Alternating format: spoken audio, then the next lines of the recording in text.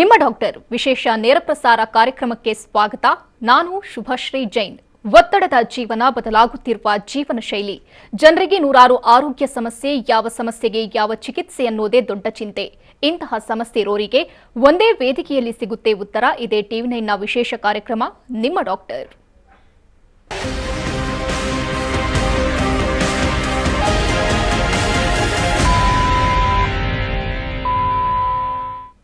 ಬಂಜೆತನ ಇತ್ತೀಚಿನ ದಿನದಲ್ಲಿ ಹೆಣ್ಣು ಮಕ್ಕಳಲ್ಲಿ ಕಂಡುಬರುವಂತಹ ಸಮಸ್ಯೆಗಳಲ್ಲಿ ಒಂದಾಗಿದೆ.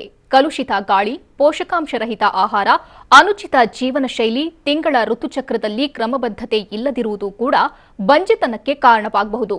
ತಾಯ್ತನ ಅನುಭವಿಸಬೇಕು ಎನ್ನುವವರು ಮಕ್ಕಳನ್ನ ಪಡೆಯುವಲ್ಲಿ ಶೂನ್ಯ ಕಾಣ್ತಿದ್ದಾರೆ. ಆದರೆ ಆಧುನಿಕ ಶಸ್ತ್ರಚಿಕಿತ್ಸೆ ಹಾಗೂ ಆರೈಕೆಗಳಿಂದ ಗರ್ಭಕೋಶವನ್ನ ಫಲವತ್ತತೆಯಿಂದ ಕೂಡಿರುವಂತೆ ಮಾಡಬಹುದು.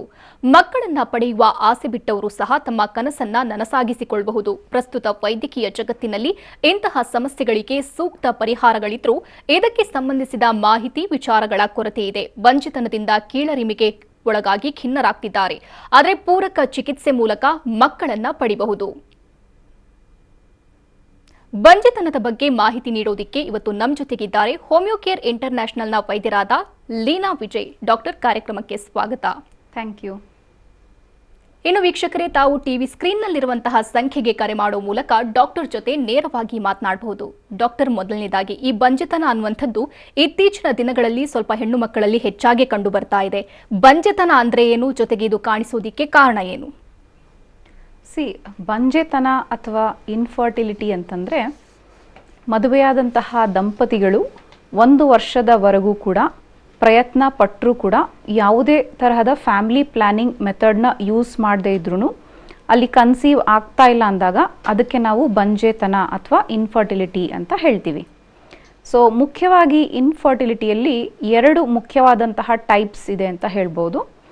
ಅದರಲ್ಲಿ ಪ್ರೈಮರಿ ಇನ್ಫರ್ಟಿಲಿಟಿ ಹಾಗೂ ಸೆಕೆಂಡರಿ ಇನ್ಫರ್ಟಿಲಿಟಿ ಅಂತ ಕೂಡ ಹೇಳ್ತೀವಿ.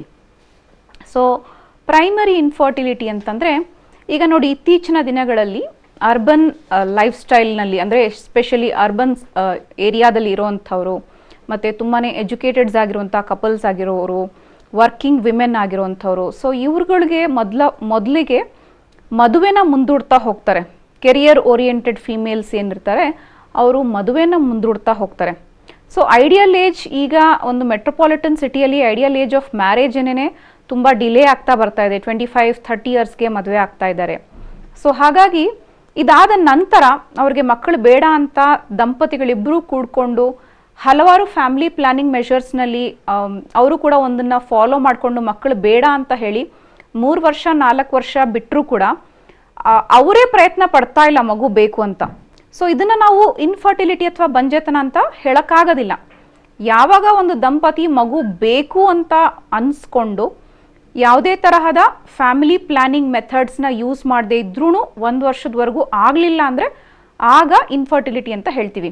ಸೊ ಒಂದು ಸಾರಿ ಕೂಡ ಗರ್ಭ ಧರಿಸದೇ ಇರುವಂತಹ ಲೇಡಿಗೆ ಪ್ರೈಮರಿ ಇನ್ಫರ್ಟಿಲಿಟಿಯಿಂದ ಸಫರ್ ಆಗ್ತಾ ಇದ್ದಾರೆ ಅಂತ ಹೇಳ್ಬೋದು. ಸೊ ಆ್ಯಂಡ್ ಕೆಲವು ಸರಿ ಏನಾಗ್ಬಿಡುತ್ತೆ, ಒಂದು ಸಾರಿ ಗರ್ಭ ಧರಿಸಿರ್ತಾರೆ, ಯೂರಿನ್ ಪ್ರೆಗ್ನೆನ್ಸಿ ಟೆಸ್ಟ್ ಪಾಸಿಟಿವ್ ಬಂದಿರುತ್ತೆ, ಹಲವು ತಿಂಗಳು 3-4 ತಿಂಗಳು ಅವ್ರು ಗರ್ಭ ಧರಿಸಿದ್ರು ಕೂಡ ಕಾರಣಾಂತರಗಳಿಂದ ಆ ಪ್ರೆಗ್ನೆನ್ಸಿನ ಮುಂದುವರ್ಸಕ್ಕಾಗದೇನೆ ಮಧ್ಯದಲ್ಲೇ ಗರ್ಭಪಾತವಾಗುವಂಥದ್ದು, ಅಥವಾ ಆ ಮಗುವಿಗೆ ಸ್ಕ್ಯಾನ್ ಮಾಡಿದಾಗ ಕಂಜನೈಟಲ್ ಎನಾಮಲಿ ಇದೆ ಅಂತ ಗೊತ್ತಾದಾಗ ಮಧ್ಯದಲ್ಲೇ ಪ್ರೆಗ್ನೆನ್ಸಿನ ಟರ್ಮಿನೇಟ್ ಮಾಡುವಂಥದ್ದು, ಈ ರೀತಿಯಾಗಿ ಮಾಡಿಬಿಟ್ಟು ತದನಂತರ ಅವ್ರಿಗೆ ಹಲವು ವರ್ಷಗಳಾದರೂ ಕೂಡ ಕನ್ಸೀವ್ ಆಗ್ತಾ ಇಲ್ಲ ಅಂದರೆ ಅದನ್ನು ಸೆಕೆಂಡರಿ ಇನ್ಫರ್ಟಿಲಿಟಿ ಅಂತ ಕರಿತೀವಿ. ಸೆಕೆಂಡ್ ಟೈಮ್ ಅವ್ರಿಗೆ ಕನ್ಸೀವ್ ಆಗೋದಕ್ಕೆ ಕಷ್ಟ ಆಗ್ತಿರುತ್ತೆ. ಹಾಗೂ ಇನ್ನೂ ಕೆಲವು ಕಂಡೀಷನ್ಸ್ನಲ್ಲಿ ಒಂದು ಮಗು ಇರುತ್ತೆ, ಒಂದು ಹೆಣ್ಮಗು ಅಥವಾ ಗಂಡು ಮಗು ಇರುತ್ತೆ, ಕೆಲವು ವರ್ಷಗಳ ಮಕ್ಕಳು ಬೇಡ ಅಂತ ಹೇಳಿಬಿಟ್ಟು 3 ವರ್ಷ 4 ವರ್ಷ ಆದಮೇಲೆ 2ನೇ ಮಗುವಿಗೆ ಟ್ರೈ ಮಾಡುವಾಗ ಆಗ ಕೂಡ ಮಕ್ಕಳು ಆಗ್ತಾ ಇಲ್ಲ ಅಂದಾಗ ಅದನ್ನು ನಾವು ಸೆಕೆಂಡರಿ ಇನ್ಫರ್ಟಿಲಿಟಿ ಅಂತ ಹೇಳ್ತೀವಿ. ಓಕೆ ಡಾಕ್ಟರ್, ಈಗ ಬಂಜೆತನ ಅಂದ ತಕ್ಷಣ ಎಲ್ಲರೂ ಬೊಟ್ಟು ಮಾಡೋದು ಮಹಿಳೆ ಮೇಲೆ, ಆದರೆ ಈಕ್ವಲಿ ಪುರುಷರು ಕೂಡ ಇದಕ್ಕೆ ಕಾರಣರಾಗಿರ್ತಾರೆ. ಇದ್ರ ಬಗ್ಗೆ ಹೇಳೋದಾದರೆ? ಖಂಡಿತವಾಗ್ಲೂ ಈ ಒಂದು ಬಂಜೆತನದ ಸಮಸ್ಯೆಗೆ ಮಹಿಳೆಯರು ಎಷ್ಟು ಕಾರಣರಾಗ್ತಾರೋ ಪುರುಷರು ಕೂಡ ಸಮಾನರಾಗಿ ಕಾರಣರಾಗ್ತಾರೆ ಅಂತ ಹೇಳ್ಬೋದು. ಸೊ ಹಾಗಾಗಿ ಒಂದು ದಂಪತಿ ನಮ್ಮ ಕ್ಲಿನಿಕ್ಗೆ ಬಂದಾಗ ಈ ಥರ ಮಕ್ಕಳಾಗ್ತಾ ಇಲ್ಲ, ಮದುವೆಯಾಗಿ 5-6 ವರ್ಷ ಆಗಿದೆ ಅಂದಾಗ ಡೆಫಿನೆಟ್ ಆಗಿ ಇನಿಷಿಯಲ್ ಸ್ಟೇಜಸ್ನಲ್ಲೇ ಇಬ್ಬರನ್ನೂ ಕೂಡ ಪರೀಕ್ಷೆಗಳಿಗೆ ಒಳಪಡಿಸೋದು ತುಂಬ ಇಂಪಾರ್ಟೆಂಟು. ಯಾಕೆ ಅಂತಂದರೆ ಈಗ ಜಸ್ಟ್ ಎಲ್ಲರೂ ಹೇಳ್ದಾಗೆ ಜಸ್ಟ್ ಮಹಿಳೆಯರಿಗೆ ಮಾತ್ರ ಟೆಸ್ಟ್ ಮಾಡಿಸೋದು, ಅಕಸ್ಮಾತ್ ಏನಾದರೂ ಆ ಪುರುಷನಲ್ಲಿ ಪ್ರಾಬ್ಲಮ್ ಇದೆ ಅದು ನಮಗೆ ಮುಂಚೆನೇ ಗೊತ್ತಾಗ್ದೇನೆ ಮಹಿಳೆಯಲ್ಲಿ ಏನೂ ತೊಂದರೆ ಇಲ್ಲ ಅಂದರೂ ಕೂಡ ಆ ಪುರುಷನನ್ನು ನಾವು ಟೆಸ್ಟ್ಗೆ ಒಳಪಡಿಸದೇ ಇದ್ದಾಗಲೂ ಕೂಡ ಅಲ್ಲಿ ಸಕ್ಸಸ್ ರೇಟ್ಸ್ ಇರೋದಿಲ್ಲ. ಬಿಕಾಸ್ ಈ ಒಂದು ಪ್ರಯತ್ನ, ಒಂದು ಮಗು ಬೇಕು ಅನ್ನೋ ಪ್ರಯತ್ನ ಗಂಡು ಹೆಣ್ಣು ಇಬ್ಬರೂ ಸೇರಿಕೊಂಡು ಮಾಡುವಂಥ ಒಂದು ಪ್ರಯತ್ನ. ಜಸ್ಟ್ ಕೆಲವು ಕಂಡೀಷನ್ಸ್ನಲ್ಲಿ ಏನಾಗ್ಬಿಡುತ್ತೆ, ಇಬ್ಬರಲ್ಲೂ ಕೂಡ ಸಮಸ್ಯೆ ಇರುತ್ತೆ. ಆಗ ಬರೀ ಲೇಡಿಗಷ್ಟೇ ಟ್ರೀಟ್ಮೆಂಟ್ ಕೊಟ್ಟು ಪುರುಷರಿಗೆ ಟ್ರೀಟ್ಮೆಂಟ್ ಕೊಡಲಿಲ್ಲ ಅಂದರೆ ಅಲ್ಲಿ ಆ ಲೇಡಿದು ಟೈಮ್ ವೇಸ್ಟ್ ಆಗ್ತಿರುತ್ತೆ. ನಾನು ಆಗಲೇ ಹೇಳ್ದಾಗೆ ಇತ್ತೀಚಿನ ದಿನಗಳಲ್ಲಿ 30 ಇಯರ್ಸ್ ಮೇಲ್ಪಟ್ಟವರಲ್ಲೂ ಕೂಡ ಮೊದಲನೇ ಬಾರಿ ಪ್ರೆಗ್ನೆನ್ಸಿ ಆಗ್ತಿರೋವಂಥದ್ದು ಹಲವಾರು ಎಕ್ಸಾಂಪಲ್ಸ್ ಇದೆ. ಸೊ ಹಾಗಾಗಿ ಡಿಲೇಡ್ ಮ್ಯಾರೇಜಸ್ ಹಾಗೂ ಡಿಲೇಡ್ ಪ್ರೆಗ್ನೆನ್ಸಿಯಿಂದನೂ ಕೂಡ ಹುಟ್ಟುವಂಥ ಮಕ್ಕಳ ಮೇಲೆ ಕ್ರೋಮೋಸೋಮಲ್ ಅನಾಮಲೀಸ್ ಇರುವಂಥದ್ದು, ಜೆನೆಟಿಕ್ ಮಾಲ್ ಫಂಕ್ಷನಿಂಗ್ ಆಗುವಂಥದ್ದು ಚಾನ್ಸಸ್ ಹೆಚ್ಚಿಗೆ ಇರುತ್ತೆ ಅಂತ ಹೇಳ್ಬೋದು. ಸೊ ಹಾಗಾಗಿ ಒಂದು ಫಿಸಿಕಲಿ ನಾರ್ಮಲ್ ಹಾಗೂ ಮೆಂಟಲಿ ನಾರ್ಮಲ್ ಆಗಿರುವಂತಹ ಮಗು ಹುಟ್ಟಬೇಕು ಅಂತಂದರೆ ಹೆಲ್ದಿ ಆಗಿರುವಂತಹ ಓವಮ್ ಹಾಗೂ ಹೆಲ್ದಿ ಆಗಿರುವಂತಹ ಸ್ಪರ್ಮ್ ಎರಡೂ ಮೀಟ್ ಮಾಡಿದ್ರೇ ಅಲ್ಲಿ ಎಲ್ಲ ಥರದ ಕ್ವಾಲಿಟಿ ಇರುವಂತಹ ಮಗು ಹುಟ್ಟುವಂತಹ ಚಾನ್ಸಸ್ ಹೆಚ್ಚಿಗೆ ಇರುತ್ತೆ ಅಂತ ಹೇಳ್ಬೋದು. ಓಕೆ, ಡಾಕ್ಟರ್ ಸಂಧ್ಯಾ ಅಂತ ಬೆಂಗಳೂರಿನಿಂದ ಕರೆ ಮಾಡಿದ್ದಾರೆ. ನಮಸ್ತೆ ಸಂಧ್ಯಾ ಅವರೇ. ನಮಸ್ತೆ ಮೇಡಮ್. ಡಾಕ್ಟರ್ ಇದ್ದಾರೆ, ಮಾತನಾಡಿ. ಹಲೋ. ಹಲೋ, ನಮಸ್ತೆ ಮಾ. ಮೇಡಮ್, ನನಗೆ ಈಗಾಗಲೇ 2 ಮಕ್ಕಳಿದ್ದಾರೆ. ಓಕೆ. ಇನ್ನೊಂದು ಮಗು ಬೇಕು ಅಂತ ಟ್ರೈ ಮಾಡ್ತಾ ಇದ್ದೀವಿ. ಓಕೆ. 2 ಮಕ್ಕಳು ಆದ್ಮೇಲೂ ಇನ್ಫರ್ಟಿಲಿಟಿ ತೊಂದರೆ ಆಗುತ್ತಾ, ಇಲ್ಲ ಬೇರೆ ಏನಾರ ತೊಂದರೆಗೆ ಡಿಲೇ ಆಗುತ್ತಾ ಪ್ರೆಗ್ನೆನ್ಸಿ ಆಗೋದು? ಖಂಡಿತ ನಿಮ್ಮ ಪ್ರಶ್ನೆಗೆ ಉತ್ತರ ಕೊಡ್ತೀನಿ. ನಿಮ್ಮ ವಯಸ್ಸೆಷ್ಟು ಸಂಧ್ಯಾ ಅವರೇ? ನನಗೀಗ 31. ಸೊ ನಿಮ್ಮ ಮಕ್ಕಳ ಏಜ್ ಎಷ್ಟು? ಮೊದಲನೇ ಮಗು, ಎರಡನೇ ಮಗುಗೆ? ಮೊದಲನೇ ಮಗುಗೆ 9 ಇಯರ್ಸ್ ಆಗಿದೆ. ಓಕೆ. ಎರಡನೇದು 6 ಇಯರ್ಸ್. ಎಂಥ ಮಕ್ಕಳು ಅವೆರಡೂ? ಮೊದಲನೇದು ಹೆಣ್ಣು, ಅದು ನಾರ್ಮಲ್ ಡೆಲಿವರಿ. ಎರಡನೇದು ಸಿಸೇರಿಯನ್, ಗಂಡು ಮಗು. ಫೈನ್. ಸೊ ಈ 2 ಮಕ್ಕಳಾದ ನಂತರ ನೀವೇನಾದರೂ ಫ್ಯಾಮಿಲಿ ಪ್ಲಾನಿಂಗ್ ಮೆಷರ್ಸ್ ಏನಾದರೂ ಹಾಕ್ಸ್ಕೊಂಡಿದ್ರಾ? ನಿಮ್ಮ ಪ್ರಶ್ನೆಗೆ ಉತ್ತರ ಇಲ್ಲಿದೆ. ಸೊ ಕೆಲವೊಮ್ಮೆ ಏನಾಗುತ್ತೆ, ಎರಡು ಮಕ್ಕಳಾದಮೇಲೆ ಸ್ವಲ್ಪ ಟೈಮ್ ಡಿಫ್ರೆನ್ಸ್ ಕೊಡಬೇಕು ಅಂತ ಹೇಳಿ, ಹಲವು ವರ್ಷಗಳು ಪ್ರೆಗ್ನೆನ್ಸಿ ಬೇಡ ಅಂತ ಹೇಳಿ ಕೆಲವರು ಕಾಪರ್ ಟೀ ಯೂಸ್ ಮಾಡ್ತಾರೆ. ಸೊ ಏನಾಗುತ್ತೆ ಅಂದರೆ ಯಾವ ದಿನ ಬೇಕಾದರೂ ನಿಮಗೆ ಯಾವ ಕಾಯಿಲೆ ಬೇಕಾದರೂ ಬರ್ಬೋದು. ಇದು ಒಂದು ತಿಳ್ಕೊಳ್ಳಿ. 2 ಮಕ್ಕಳು ಸುಸೂತ್ರವಾಗಾಯಿತು, 3ನೇ ಮಗು ಕನ್ಸೀವ್ ಆಗ್ತಾ ಇಲ್ಲ ಅಂದರೆ ಕಾಯಿಲೆ ನಿಮಗೆ ಮೊದಲನೇ ಮಗು ಆದಮೇಲೂ ಬರ್ಬೋದು, 2ನೇ ಮಗು ಆದಮೇಲೂ ಬರ್ಬೋದು. ಸೊ ಹಾಗೆಯೇ ಹಸ್ಬೆಂಡಲ್ಲೂ ಕೂಡ ಈಗ ಫಾರ್ ಎಕ್ಸಾಂಪಲ್ ಈಗ ಸ್ಟಾರ್ಟಿಂಗಿಂದನೇ ಸ್ಮೋಕಿಂಗ್ ಮಾಡ್ಕೊತ ಬಂದಿದ್ದಾರೆ. ಟು ಸಮ್ ಎಕ್ಸ್ಟೆಂಟ್ 2 ಮಕ್ಕಳು ಆಗೋವರೆಗೂ ಕೂಡ ಅವ್ರ ಸ್ಪರ್ಮ್ ಕೌಂಟ್ ಚೆನ್ನಾಗಿರುತ್ತೆ. ಅದಾದ ನಂತರ ಕೆಲವು ಕಾಯಿಲೆಗಳಿಂದ ಫೀಮೇಲ್ಗಾಗಿರ್ಬೋದು, ಮೇಲ್ಗಾಗಿರ್ಬೋದು, any time any disease can be seen. So ಹಾಗಾಗಿ ನಿಮ್ಮಲ್ಲಿ ಏನಾದರೂ ಫ್ಯಾಮಿಲಿ ಪ್ಲಾನಿಂಗ್ ಮೆಥಡ್ಸ್ನ ಯೂಸ್ ಮಾಡಿಬಿಟ್ಟು ಅದರಿಂದ ಏನಾದರೂ ಸೈಡ್ ಎಫೆಕ್ಟ್ಸ್ ಆಗಿದೆಯಾ, ಅಥವಾ ನಿಮಗೆ ಇತ್ತೀಚೆಗೆ PCOD ಅಥವಾ ಥೈರಾಯ್ಡ್ ಸಮಸ್ಯೆಗಳು ಶುರುವಾಗಿದೆಯಾ, ನಿಮ್ಮ ಹಸ್ಬೆಂಡ್ಗೆ ಇತ್ತೀಚೆಗೆ ಸ್ಪರ್ಮ್ ಕೌಂಟ್ನಲ್ಲಿ ಡಿಫೆಕ್ಟಿವ್ ಸ್ಪರ್ಮ್ಸ್ ಇರುವಂಥದ್ದು, ಸ್ಪರ್ಮ್ ಕೌಂಟ್ ಕಡಿಮೆ ಆಗಿರುವಂಥದ್ದು, ಇಂತಹ ಸಮಸ್ಯೆಗಳು ಎದುರಾಗಿದೆಯಾ ಅನ್ನೋದನ್ನು ನೋಡಬೇಕಾಗತ್ತೆ. ಸೊ ನಿಮ್ಮ ವಯಸ್ಸು 31 ಇಯರ್ಸ್ ಇರೋದ್ರಿಂದ ಆತಂಕ ಪಡುವಂತಹ ಯೋಚನೆ ಮಾಡಬೇಡಿ. ಡೆಫಿನೆಟ್ ಆಗಿ ನಿಮ್ಮ ಹತ್ತಿರದ ರಿಪೋರ್ಟ್ಸ್ ತೊಗೊಂಡ್ಬಿಟ್ಟು, ನಿಮ್ಮ ರೀಸೆಂಟ್ ರಿಪೋರ್ಟ್ಸ್ನ ತೊಗೊಂಡು ನಿಮ್ಮ ಹತ್ತಿರ ಇರುವಂತಹ ಹೋಮಿಯೋಕೇರ್ ಇಂಟರ್ನ್ಯಾಷನಲ್ ಬ್ರಾಂಚ್ಗೆ ಕನ್ಸಲ್ಟ್ ಮಾಡಿ.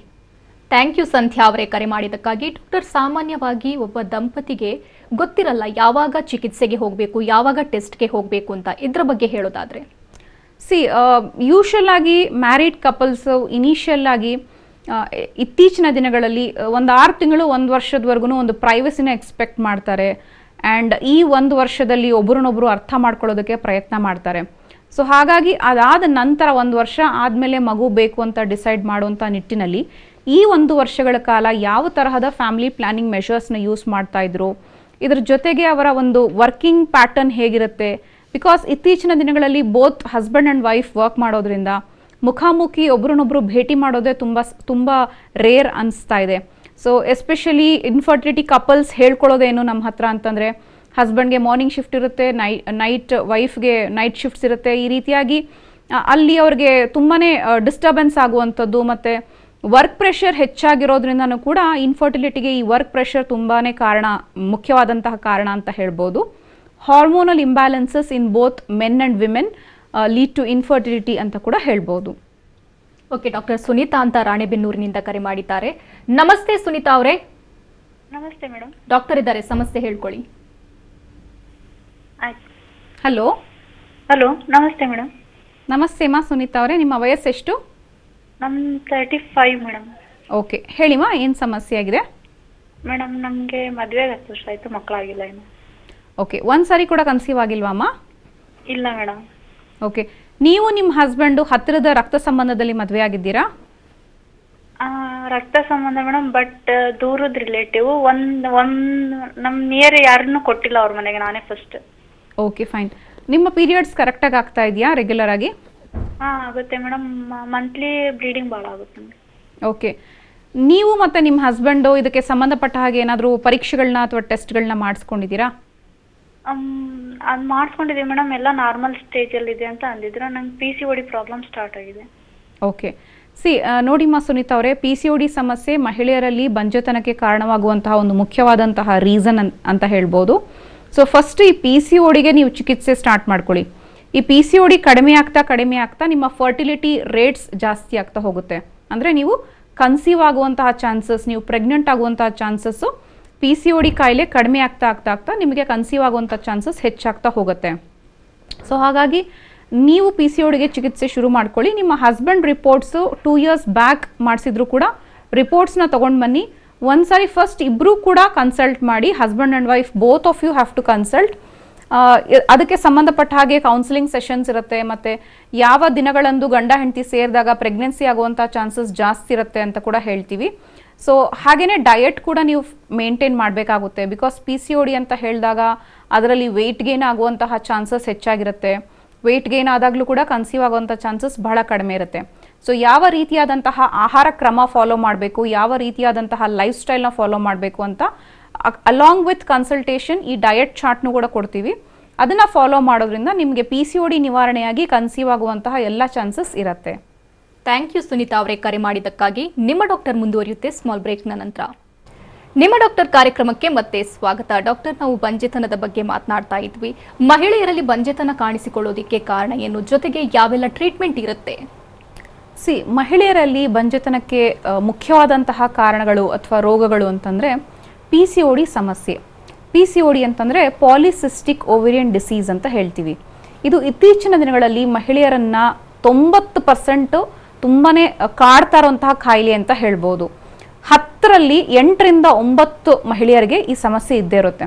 ಸೊ ಈ PCOD ಸಮಸ್ಯೆ ಎದುರಾದಾಗ ಆ ಲೇಡೀಸ್ನಲ್ಲಿ ವೆಯ್ಟ್ ಗೇನ್ ಆಗುವಂಥದ್ದು, ಕೂದಲು ಬಹಳ ಉದುರುವಂಥದ್ದು, ಮುಖದ ಮೇಲೆ, ಬೆನ್ನಿನ ಮೇಲೆ, ಚೆಸ್ಟ್ ಮೇಲೆ, ಶೋಲ್ಡರ್ಸ್ ಮೇಲೆ ಮೊಡವೆಗಳಾಗುವಂಥದ್ದು, ಕತ್ತಿನ ಭಾಗದಲ್ಲಿ ಮತ್ತು ಆಕ್ಸಿಲರಿ ಹಾಗೂ ಗ್ರಾಯಿನ್ ಏರಿಯಾದಲ್ಲಿ ಪಿಗ್ಮೆಂಟೇಷನ್ಸ್ ಆಗುವಂಥದ್ದು, ತುಂಬಾ ಮೂಡ್ ಸ್ವಿಂಗ್ಸ್ ಆಗುತ್ತೆ, ಮತ್ತು ತುಂಬ ಇರಿಟಬಲ್ ಆಗಿರ್ತಾರೆ ಈ ಒಂದು ಕಾಯಿಲೆಯಿಂದ ಸಫರ್ ಆಗ್ತಿರೋವಂಥವ್ರು. ಸೊ ಈ ಒಂದು ಸಮಸ್ಯೆ ಇದ್ದಾಗ ಮತ್ತು ಲೇಡೀಸ್ನಲ್ಲಿ ಅನ್ವಾಂಟೆಡ್ ಹೇರ್ ಬೆಳೆಯುವಂಥದ್ದು, ಮುಖದ ಮೇಲೆ, ಚೆಸ್ಟ್ ಮೇಲೆ, ಬ್ರೆಸ್ಟ್ ಮೇಲೆ ಹಾಗೂ ಈವನ್ ಆಬ್ಡಮೆನ್ ಮೇಲೂ ಕೂಡ ರೋಮಗಳು ಪುರುಷರಂತೆ ಬೆಳೆಯುವಂಥದ್ದು. ಸೊ ಈ ಎಲ್ಲ ಸಮಸ್ಯೆಗಳು ಇದ್ದಾಗ ಆ ಲೇಡಿಯಲ್ಲಿ PCOD ಸಮಸ್ಯೆ ಇದೆ ಅಂತ ಹೇಳ್ಬೋದು.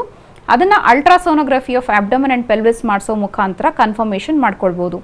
ಅಪಾರ್ಟ್ ಫ್ರಮ್ PCOD, ಆ್ಯನೋವ್ಯುಲೇಟರಿ ಸೈಕಲ್ಸ್ ಅಂತ ಹೇಳ್ತೀವಿ, ಟ್ಯೂಬಲ್ ಬ್ಲಾಕ್ಸ್ ಇರಬಹುದು. ಟ್ಯೂಬಲ್ ಬ್ಲಾಕ್ಸ್ ಅಂದರೆ ಗರ್ಭಕೋಶದ ಎರಡೂ ಕಡೆ ಇರುವಂತಹ ಟ್ಯೂಬ್ಗಳಲ್ಲಿ ಬ್ಲಾಕ್ ಆದಾಗ ಅಲ್ಲಿ ಫರ್ಟಿಲೈಸೇಷನ್ ಆಗುವಂತಹ ಸಾಧ್ಯತೆ ಇರೋದಿಲ್ಲ. ಸೊ ಅದು ಕೂಡ ಫೀಮೇಲ್ಸ್ನಲ್ಲಿ ಬಂಜೆತನಕ್ಕೆ ಒಂದು ಮುಖ್ಯವಾದಂತಹ ಕಾರಣ ಅಂತ ಹೇಳ್ಬೋದು. ಹಾಗೆಯೇ ಆ್ಯನೋವ್ಯುಲೇಟರಿ ಸೈಕಲ್ಸ್ ಅಂದರೆ ಎವ್ರಿ ಮಂತ್ ರಿಲೀಸ್ ಆಗುವಂತಹ ಓವಮ್ ಅಥವಾ ಎಗ್ ಬಿಡುಗಡೆ ಆಗದಿರೋಂತಹ ಒಂದು ಪ್ರಾಸೆಸ್ಗೆ ಓವ್ಯುಲೇಷನ್ ಅಂತ ಹೇಳ್ತೀವಿ. ಇದು ಮದುವೆ ಆದ ಮೇಲೇ ಕಂಡು ಬರುವಂಥದ್ದು. Because every month periods regular ಆಗಿ ಬರ್ತಾ ಇರುತ್ತೆ, ಯಾವುದೇ ತರಹದ ಲೋಪದೋಷಗಳು ಆ ಸ್ತ್ರೀಯಲ್ಲಿ ಕಂಡು ಬರೋದಿಲ್ಲ. ಆದರೆ ಮದುವೆಯಾಗಿ 2 ವರ್ಷ 3 ವರ್ಷ ಆಗಿನೂ ಕೂಡ ಪ್ರೆಗ್ನೆನ್ಸಿ ಆಗ್ತಾ ಇಲ್ಲ ಅಂದಾಗ ಆ ಲೇಡಿನ ಟೆಸ್ಟ್ಗೆ ಒಳಪಡಿಸಿದಾಗ ಅಲ್ಲಿ ಗೊತ್ತಾಗುತ್ತೆ ಅವ್ರಿಗೆ ಓವ್ಯುಲೇಷನ್ ಕರೆಕ್ಟಾಗಿ ಆಗ್ತಾ ಇಲ್ಲ. ಸೊ ಇಂಥ ಕಾರಣಗಳು, ಅದ್ರ ಜೊತೆಗೆ ಥೈರಾಯ್ಡ್ ಇಶ್ಯೂಸ್ ಆಗಿರ್ಬೋದು, ಮತ್ತು ಹಾರ್ಮೋನಲ್ ಇಂಬ್ಯಾಲೆನ್ಸ್ ಅಂತ ಹೇಳ್ತೀವಿ. ಹಾರ್ಮೋನಲ್ ಇಂಬ್ಯಾಲೆನ್ಸ್ ಅಂದರೆ ಸ್ತ್ರೀಯರಲ್ಲಿ ಈಸ್ಟ್ರೋಜನ್, ಪ್ರೊಜೆಸ್ಟ್ರಾನ್ ಹಾಗೂ ಪ್ರೊಲ್ಯಾಕ್ಟಿನ್ ಹಾರ್ಮೋನು ತುಂಬ ಇಂಪಾರ್ಟೆಂಟ್ ಫಂಕ್ಷನ್ಸ್ನ ಪ್ಲೇ ಮಾಡುತ್ತೆ. ಸೊ ಈಸ್ಟ್ರೋಜನ್ ಹಾರ್ಮೋನು ನಿಮ್ಮ ದೇಹದಲ್ಲಿ ಕರೆಕ್ಟಾಗಿ ರಿಲೀಸ್ ಆಗ್ತಾ ಇಲ್ಲ, ಸೆಕ್ರೀಟ್ ಆಗ್ತಾ ಇಲ್ಲ ಅಂದರೆ every month menstrual cycles regular ಆಗಿ ಬರೋದಿಲ್ಲ, ತುಂಬಾ ಇರ್ರೆಗ್ಯುಲರ್ ಆಗುವಂಥದ್ದು. 3 months, 6 months, 8 months ಆದರೂ ಕೂಡ ನಿಮಗೆ ಪೀರಿಯಡ್ಸ್ ಬರೋದಿಲ್ಲ. ಎವ್ರಿ ಮಂತ್ ಹಾರ್ಮೋನ್ ಪಿಲ್ಸ್ ತಗೊಂಡ್ರೇ ಪೀರಿಯಡ್ಸ್ ಬರೋದು. ಇದಕ್ಕೆ ಮುಖ್ಯವಾಗಿ ಈಸ್ಟ್ರೋಜನ್ ಹಾರ್ಮೋನ್ ನಿಮ್ಮ ದೇಹದಲ್ಲಿ ಬಹಳ ಕಡಿಮೆ ಸೆಕ್ರೀಟ್ ಆಗ್ತಾ ಇದೆ, ಅಥವಾ ಪ್ರೊಜೆಸ್ಟ್ರಾನ್ ಹಾರ್ಮೋನ್ ನಿಮ್ಮ ದೇಹದಲ್ಲಿ ಕಡಿಮೆ ಪ್ರಮಾಣದಲ್ಲಿ ಸೆಕ್ರೀಟ್ ಆಗ್ತಾ ಇದೆ ಅಂದರೆ ಅಲ್ಲಿ ಪ್ರೆಗ್ನೆನ್ಸಿ ಆಗೋದಿಲ್ಲ. ಪ್ರೆಗ್ನೆನ್ಸಿ ಆದರೂ ಕೂಡ ಆ ಮಗುನ ಉಳಿಸ್ಕೊಳ್ಳೋಕ್ಕಾಗೋದಿಲ್ಲ. ವಿದಿನ್ 1.5 to 2 months ಅಲ್ಲಿ ಮಿಸ್ಕ್ಯಾರೇಜಸ್ ಅಥವಾ ಅಬಾರ್ಷನ್ಸ್ ಆಗುವಂತಹ ಸಾಧ್ಯತೆ ಇರುತ್ತೆ. ಇಟ್ ಈಸ್ ಮೇನ್ಲಿ ಬಿಕಾಸ್ ನಿಮ್ಮ ದೇಹದಲ್ಲಿ ಆ ಅಂಶ ಏನಿದೆ, ಹಾರ್ಮೋನಿನ ಅಂಶ, ಪ್ರೊಜೆಸ್ಟ್ರಾನ್ ಹಾರ್ಮೋನಿನ ಕೊರತೆ ಅಂತ ಹೇಳ್ಬೋದು. ಸೊ ಈ ರೀತಿಯಾಗಿ ಲ್ಯೂಟನೈಸಿಂಗ್ ಹಾರ್ಮೋನ್ ಅಂತೀವಿ, ಫಾಲಿಕಲ್ ಸ್ಟಿಮ್ಯುಲೇಟಿಂಗ್ ಹಾರ್ಮೋನ್. ಸೊ ಆ್ಯನೋವ್ಯುಲೇಟರಿ ಸೈಕಲ್ಸ್ನಲ್ಲೂ ಕೂಡ ಫಾಲಿಕಲ್ನ ಸ್ಟಿಮ್ಯುಲೇಟ್ ಮಾಡುವಂಥ ಹಾರ್ಮೋನ್ ಇಲ್ಲ ಅಂದರೂ ಕೂಡ ಅಲ್ಲಿ ಪ್ರೆಗ್ನೆನ್ಸಿ ಆಗುವಂಥ ಚಾನ್ಸಸ್ ಇರೋದಿಲ್ಲ. ಸೊ ಈ ಮುಖ್ಯವಾದಂತಹ ಕಾರಣಗಳಿಂದ ಫೀಮೇಲ್ಸು ಇನ್ಫರ್ಟಿಲಿಟಿ ಅನ್ನೋ ಸಮಸ್ಯೆನ ಎದುರಿಸ್ತಾರೆ ಅಂತ ಹೇಳ್ಬೋದು. ಓಕೆ ಡಾಕ್ಟರ್, ರಾಯಚೂರಿಂದ ರಾಘವೇಂದ್ರ ಅಂತ ಕರೆ ಮಾಡಿದ್ದಾರೆ. ನಮಸ್ತೆ ರಾಘವೇಂದ್ರ ಅವರೇ. ನಮಸ್ಕಾರ ಮೇಡಮ್. ಡಾಕ್ಟರ್ ಇದ್ದಾರೆ, ಮಾತನಾಡಿ. ಮೇಡಮ್ ನಮಸ್ಕಾರ ಮೇಡಮ್. ನಮಸ್ತೆ ರಾಘವೇಂದ್ರ ಅವರೇ, ಹೇಳಿ. ಮೇಡಮ್ ಏನಿಲ್ಲ ಮೇಡಮ್, ನಮ್ದು ಮ್ಯಾರೇಜ್ ಆಗಿ 8 years ಆಯ್ತು ಮೇಡಮ್. ಓಕೆ. ನಾವು ಚೆಕ್ ಮಾಡಿಸಿದ್ವಿ ಮೇಡಮ್. ಓಕೆ. ಸ್ವಲ್ಪ ನನಗೆ ಥೈರಾಯ್ಡ್ ಅಂತ ಹೇಳಿದ್ರು ಮೇಡಮ್. ಸೊ ನಿಮಗೆ ಸಮಸ್ಯೆ ಇದೆ ಅಂತ ಹೇಳಿದಾರಾ? ಥೈರಾಯ್ಡ್ ಅಂತ ಸೆಮಿನ್ ಕಂಟೆಂಟ್ಸ್ನು ಇದೆ, ಬಟ್ ಸೆಕೆಂಡ್ ಸ್ಟೇಜ್ ಅಲ್ಲಿ ಇದೆ ಅಂತ ಹೇಳಿದ್ರು ಮೇಡಮ್. ಏನ್ ಸಮಸ್ಯೆ ಇದೆ ಅಂತ ಹೇಳಿದಾರೆ? ಅಲ್ಲ, ಸೆಮೆನ್ ಕ್ವಾಂಟಿಟಿ ಕಡಿಮೆ ಇದೆಯಾ ಅಥವಾ ಸ್ಪೀಡ್ ಕಡಿಮೆ ಇದೆಯಾ? ಸ್ಪೀಡ್ ಕಡಿಮೆ ಇದೆ ಅಂತ ಹೇಳಿದ್ರು. ಸ್ಪೀಡ್ ಕಡಿಮೆ ಇದೆ. ಓಕೆ. ಅಸ್ಟೆನೋಸ್ಪರ್ಮಿಯಾ. ಹಾ ಮೇಡಮ್. ಓಕೆ. ಎಷ್ಟಿದೆ ಸ್ಪೀಡ್? ಎಷ್ಟು ಪರ್ಸೆಂಟೇಜ್ ಇದೆ? 75% ಅಂತ ಬರಲ್ಲ. Okay, fine. ಕೌಂಟ್ ಎಷ್ಟಿದೆ? Count 10 million. 10 millions. ಓಕೆ. ನಿಮ್ಗೇನಾದ್ರೂ ಹ್ಯಾಬಿಟ್ಸ್ ಇದೆಯಾ, like smoking, drinks, Pan Parag, gutka? ಇಲ್ಲ ಮೇಡಮ್, ಯಾವಾಗ ಒಂದ್ಸತ ವೀಕ್ಲಿ ಡ್ರಿಂಕ್ಸ್ ಮಾಡ್ತೀವಿ. ಓಕೆ. ಏನ್ ಕೆಲಸ ಮಾಡ್ತೀರಾ ರಾಘವೇಂದ್ರ ಅವರೇ? ನಾವಿಲ್ಲಿ ಇದ್ರಲ್ಲಿ ಮಾಡ್ತೀವಿ ಮೇಡಮ್, ರೈಸ್ ಮಿಲ್ ಅಲ್ಲಿ ಕೆಲಸ ಮಾಡ್ತೀವಿ. ಹಾ, ಇಲ್ಲಿ ರೈಸ್ ಮಿಲ್ ಇದೆ ಮೇಡಮ್, ರೈಸ್ ಮಿಲ್ ಅಲ್ಲಿ ಕೆಲಸ ಮಾಡ್ತೀವಿ. ಓಕೆ. ನೋಡಿ ರಾಘವೇಂದ್ರ ಅವರೇ, ನಿಮ್ಮ ಸಮಸ್ಯೆ ಏನಿದೆ ಅಂತಂದ್ರೆ ನಿಮ್ಮಲ್ಲಿ ವೀರ್ಯಾಣುಗಳ ಸಂಖ್ಯೆ ಹಾಗೂ ವೀರ್ಯಾಣುಗಳ ಮೊಟಿಲಿಟಿ ಬಹಳ ಕಡಿಮೆ ಇದೆ. ನಾರ್ಮಲ್ ಆಗಿ ಒಬ್ಬ ವ್ಯಕ್ತಿಗೆ ಮೋರ್ ದನ್ 50 millions ಇರಬೇಕು ಸ್ಪರ್ಮ್ ಕೌಂಟು. ಹಾಗೂ ಮೊಟಿಲಿಟಿ ಅಂತಂದ್ರೆ ಆಕ್ಟಿವ್ ಹಾಗೂ ಸ್ಲಗ್ಗಿಶ್ ಮೊಟಿಲಿಟಿ ಎರಡನ್ನೂ ಕೂಡ ನಾವು ಒಟ್ಟು ಮಾಡಿದಾಗ ಮೋರ್ ದ್ಯಾನ್ 50 to 60% ಇರಬೇಕು. ಬಿಕಾಸ್ ಓವ್ಯುಲೇಷನ್ ಆಗುತ್ತಲ್ಲ, ಅಂದರೆ ಹೆಂಡತಿಯ ಗರ್ಭಕೋಶದಲ್ಲಿ ಅಂಡಾಣು ರಿಲೀಸ್ ಆಗೋ ಟೈಮ್ನಲ್ಲಿ ಗಂಡ ಹೆಂಡತಿ ಸೇರಿದಾಗ ಗಂಡನ ವೀರ್ಯಾಣು ಮತ್ತು ಹೆಂಡತಿಯ ಅಂಡಾಣು ಎರಡೂ ಸೇರಬೇಕು. ಸೊ ನಿಮ್ಮ ಮೊಟಿಲಿಟಿ ಬಹಳ ಕಡಿಮೆ ಇದ್ದಾಗ ಏನಾಗುತ್ತೆ, ಅದು ಹೋಗಿ ನಿಮ್ಮ ವೈಫ್ನ ಅಂಡಾಣುವಿನ ಟಚ್ ಮಾಡೋ ಅಷ್ಟರಲ್ಲಿ ಅದರದ್ದು ಡೆತ್ ಆಗೋಗ್ಬಿಟ್ಟಾಗ, ಓವಮ್ ಡೆತ್ ಆಗ್ಬೋದು ಅಥವಾ ಸ್ಪರ್ಮೇನೆ ಮುಂದಕ್ಕೆ ಹೋಗದೇ ಇರೋವಂಥದ್ದು. Out of so many millions of ಸ್ಪರ್ಮ್ಸ್, 50 million ಸ್ಪರ್ಮ್ಸ್ನಲ್ಲಿ the fastest reaching sperm will go and unite the ovum. 50 million ಅದು ಒಂಥರ ರೇಸ್ ಥರ ಒಳಗಡೆ ಆಫ್ಟರ್ ಯು ಇಜಾಕ್ಯುಲೇಟ್ ಯಾವುದು ತುಂಬಾನೇ ಸ್ಟ್ರಾಂಗ್ ಆಗಿರುತ್ತೋ ಅದೇನೆ ಸರ್ವೈವಲ್ ಆಫ್ ದ ಫಿಟ್ಟೆಸ್ಟ್ ಅನ್ನೋ ಥರ ಅಷ್ಟು ರೇಸ್ನಲ್ಲಿ ಫಸ್ಟ್ ಹೋಗಿ ಮೀಟ್ ಮಾಡುವಂಥದ್ದು. ಸೊ ಇದಕ್ಕೆ ತುಂಬಾನೇ ಸ್ಟ್ರಾಂಗ್ ಆಗಿರುವಂತಹ ಮೊಟಿಲಿಟಿ ಬೇಕು ಮತ್ತು ಆಕ್ಟಿವ್ ಆಗಿರುವಂತಹ ಮೊಟಿಲಿಟಿ ಇರಬೇಕಾಗುತ್ತೆ. ಆ್ಯಂಡ್ ಕ್ವಾಲಿಟಿ ಸ್ಪರ್ಮೇ ಹೋಗುವಂಥದ್ದು. ಅದರಲ್ಲಿ ಅಬ್ನಾರ್ಮಲ್ ಸ್ಪರ್ಮ್ಸ್ ಇರುತ್ತೆ, ಡೆಡ್ ಸ್ಪರ್ಮ್ಸ್ ಇರುತ್ತೆ, ಮತ್ತು ರೋಗಗ್ರಹಿತ ಸ್ಪರ್ಮ್ಸ್ ಕೂಡ ಇರುತ್ತೆ. ಸೊ ಹಾಗಾಗಿ ನಿಮ್ಮ ಮೊಟಿಲಿಟಿ ಇನ್ಕ್ರೀಸ್ ಮಾಡೋದಕ್ಕೆ ಹಾಗೂ ನಿಮ್ಮ ಸ್ಪರ್ಮ್ ಕೌಂಟ್ನ ಕೂಡ ಇಂಪ್ರೂವ್ ಮಾಡೋದಕ್ಕೆ ಮೆಡಿಸಿನ್ಸ್ ಹೋಮಿಯೋಕೇರ್ನಲ್ಲಿ ಇರುತ್ತೆ. ಸೊ ಹಾಗಾಗಿ ನೀವು ನಿಮ್ಮ ಹತ್ತಿರದ ಹೋಮಿಯೋಕೇರ್ ಇಂಟರ್ನ್ಯಾಷನಲ್ ಬ್ರಾಂಚ್ನ ಕನ್ಸಲ್ಟ್ ಮಾಡಿ, ಹ್ಯಾಬಿಟ್ಸ್ ಏನಾದರೂ ಇದ್ರೂ ಕೂಡ ಇಲ್ಲಿ ಹೇಳೋದಕ್ಕೆ ನಿಮಗೆ ಮುಜುಗರ ಆಗ್ತಿದೆ ಅಂತಂದ್ರೂ ಕೂಡ ಡೆಫಿನೆಟ್ ಆಗಿ ಆ ಹ್ಯಾಬಿಟ್ಸ್ನ ನೀವು ಬಿಡಬೇಕಾಗುತ್ತೆ, ಅಟ್ಲೀಸ್ಟ್ ಒಂದು ಮಗು ಆಗೋವರೆಗೂ ಕೂಡ. ಇದರ ಜೊತೆಗೆ ಲೈಫ್ ಸ್ಟೈಲ್ನಲ್ಲಿ ಏನು ಮಾಡಿಫಿಕೇಶನ್ಸ್ ಮಾಡ್ಕೊಳ್ಬೇಕು ಅಂತ ಕೂಡ ಹೇಳ್ತೀವಿ.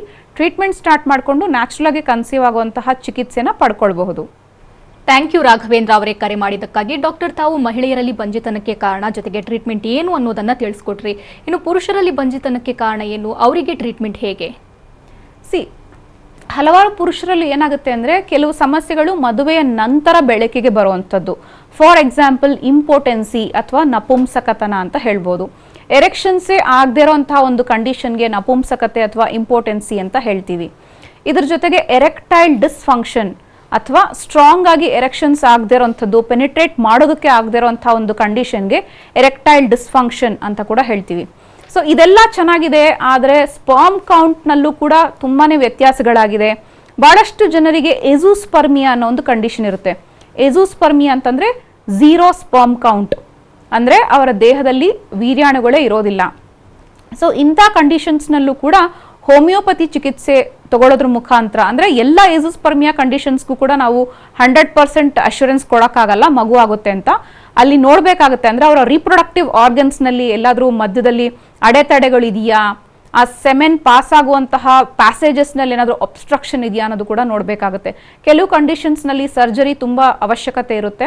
ಇದ್ರ ಜೊತೆಗೆ ವೆರಿಕೋಸೀಲ್, ಹೈಡ್ರೋಸೀಲ್ ಸಮಸ್ಯೆ, ಮತ್ತೆ ತುಂಬ ಕ್ರಾನಿಕ್ ಸ್ಮೋಕ್ ಮಾಡೋವಂಥವ್ರು, ಕ್ರಾನಿಕ್ ಆಲ್ಕೋಹಾಲ್ ಕನ್ಸಂಪ್ಷನ್ ಅಥವಾ ಡ್ರಿಂಕ್ಸ್ ಮಾಡೋವಂಥವ್ರಲ್ಲೂ ಕೂಡ ಈ ಒಂದು ಸ್ಪರ್ಮ್ ಕಾನ್ಸಂಟ್ರೇಷನ್ ಹಾಗೂ ಸ್ಪರ್ಮ್ ಮೊಟಿಲಿಟಿ ಕಡಿಮೆ ಆಗುವಂತಹ ಸಾಧ್ಯತೆ ಇರುತ್ತೆ. ಸೊ ಹಾಗಾಗಿ ಏಸೋಸ್ಪರ್ಮಿಯಾ ಅಂತಂದರೆ 0 ಕೌಂಟ್, ಆಲಿಗೋಸ್ಪರ್ಮಿಯಾ ಅಂತಂದರೆ ಬಹಳ ಕಡಿಮೆ ಇರುವಂಥದ್ದು. 50 ಮಿಲಿಯನ್ಸ್ ಏನಿರಬೇಕು 10 ಮಿಲಿಯನ್ಸ್ ಅಥವಾ 5 lakhs 1000 ಈ ಥರ ಇರುತ್ತೆ ಸ್ಪರ್ಮ್ ಕೌಂಟ್. ಸೊ ಇದನ್ನು ಮೆಡಿಸಿನ್ಸ್ ಕೊಟ್ಟು 50 ಮಿಲಿಯನ್ಸ್ವರೆಗೂ ರೀಚ್ ಮಾಡಿಸ್ಬೇಕು. ಇದ್ರ ಜೊತೆಗೆ ಮೊಟಿಲಿಟಿ, ನಾನು ಆಗಲೇ ಹೇಳಿದಾಗೆ ಆ ಒಂದು ಸ್ಪೀಡ್ ತುಂಬ ಇಂಪಾರ್ಟೆಂಟು. ಆ ಸ್ಪೀಡ್ನ ಮೇಂಟೈನ್ ಮಾಡೋಕ್ಕಾಗದಿರೋಂಥ ಮೊಟಿಲಿಟಿ ಇಲ್ಲ ಅಂದರೂ ಕೂಡ ಅಲ್ಲಿ ಕನ್ಸೀವ್ ಆಗುವಂಥ ಚಾನ್ಸಸ್ ಭಾಳ ಕಡಿಮೆ ಇರುತ್ತೆ. ಸೊ ಈ ಎಲ್ಲ ಸಮಸ್ಯೆಗಳು, ಫಾರ್ ಎಕ್ಸಾಂಪಲ್ ಈಗ ನಾನು ಹೇಳಿದಾಗೆ ಇಂಪೋಟೆನ್ಸಿ, ಎರೆಕ್ಟೈಲ್ ಡಿಸ್ಫಂಕ್ಷನ್, ಏಸೋಸ್ಪರ್ಮಿಯಾ, ಆಲಿಗೋಸ್ಪರ್ಮಿಯಾ, ಅಸ್ಥೆನೋಸ್ಪರ್ಮಿಯಾ, ವೆರಿಕೋಸೀಲ್, ಹೈಡ್ರೋಸಿಲ್, ಈ ರೀತಿಯಾದಂತಹ ಸಮಸ್ಯೆಗಳು ಪುರುಷರಲ್ಲಿ ಇದ್ದಾಗ ಅದು ಅವರಿಗೆ ಬಂಜೆತನದ ಸಮಸ್ಯೆ ಆಗುತ್ತೆ ಅಂತ ಹೇಳ್ಬೋದು. ಓಕೆ ಡಾಕ್ಟರ್, ಇನ್ಫರ್ಟಿಲಿಟಿ ಬಗ್ಗೆ ಸಾಕಷ್ಟು ಮಾಹಿತಿ ವಿಚಾರಗಳನ್ನು ಹಂಚಿಕೊಂಡ್ರಿ. Thank you so much. Welcome. ಇನ್ನು ವೀಕ್ಷಕರೇ, ತಾವು ಡಾಕ್ಟರನ್ನ ನೇರವಾಗಿ ಭೇಟಿಯಾಗಬೇಕು ಅಂದರೆ ಅಡ್ರೆಸ್ ಪ್ಲೇಟ್ ಇಂತಿದೆ. Homeocare International Private Limited Bengaluru ಶಾಖೆಗಳು ಜಯನಗರ, ಮಲ್ಲೇಶ್ವರಂ, ಇಂದಿರಾನಗರ, HSR ಲೇಔಟ್. ಇತರೆ ಶಾಖೆಗಳು ದಾವಣಗೆರೆ, ಬೆಳಗಾವಿ, ಹುಬ್ಬಳ್ಳಿ, ಶಿವಮೊಗ್ಗ, ತುಮಕೂರು, ವಿಜಯಪುರ, ಬೀದರ್, ಹಾಸನ, ಮೈಸೂರು, ಮಂಗಳೂರು, ಕಲಬುರಗಿ, ಬಳ್ಳಾರಿ. ದೂರವಾಣಿ ಸಂಖ್ಯೆ 9550001133, ಮತ್ತೊಂದು ಸಂಖ್ಯೆ 180010081212.